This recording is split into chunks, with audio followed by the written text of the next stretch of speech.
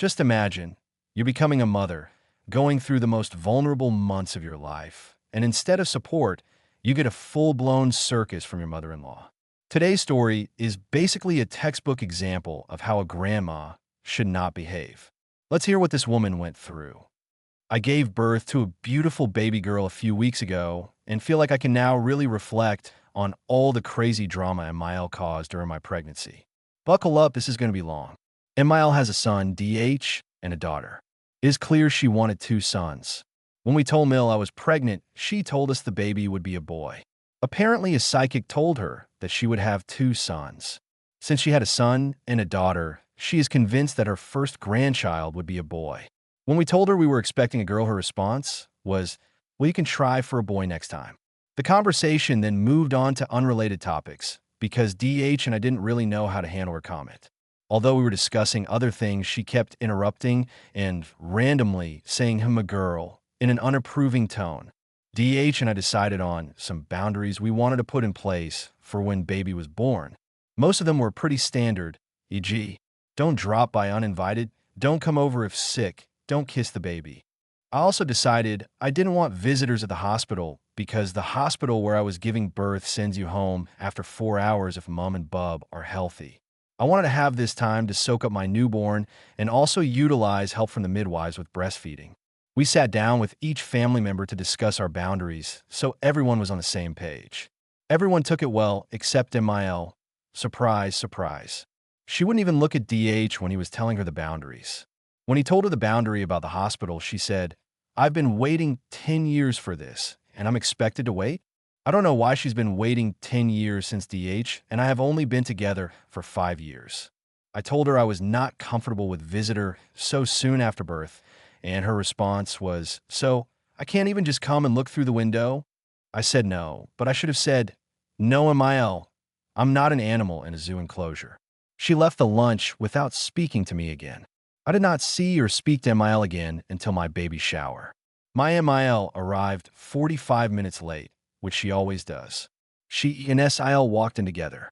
I started to approach them. SIL stopped to give me a hug, but MIL kept walking. My baby shower was at a restaurant, and we had a designated section with 2 long tables and some booths. MIL sat in another section of the restaurant that wasn't near our designated seating. When the food was delivered to our area, she had her husband come over and take food back to their table. I was making my way around the room, talking to all my friends and family. At some point, MIL left. She did not say a single word to me. No hello, not goodbye, no thank for lunch. She just came, ate the food I paid for, talked shit about me, and left. My mom went over to talk to SIL at the baby shower, and while she was at the table, asked MIL how she was.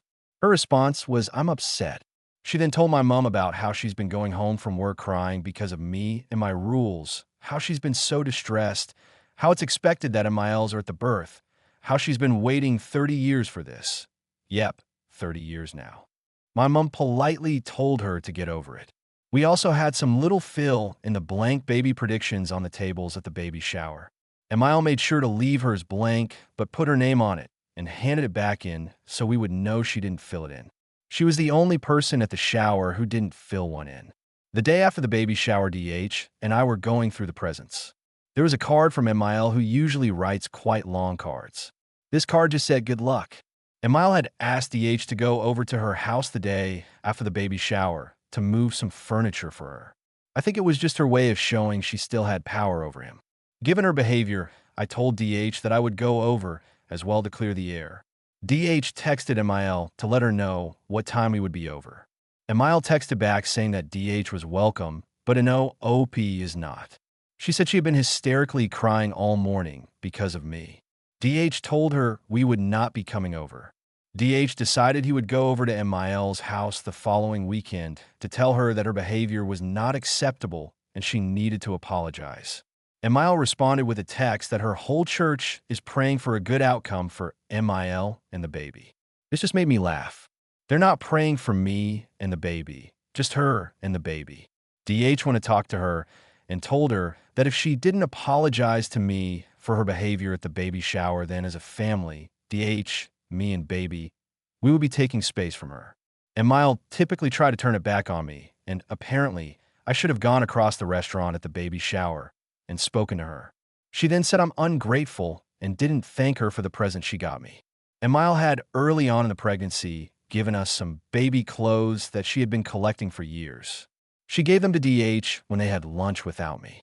DH corrected her and told her they weren't presents for me, they were for the baby. She was angry that I told my best friend I was pregnant before I told her.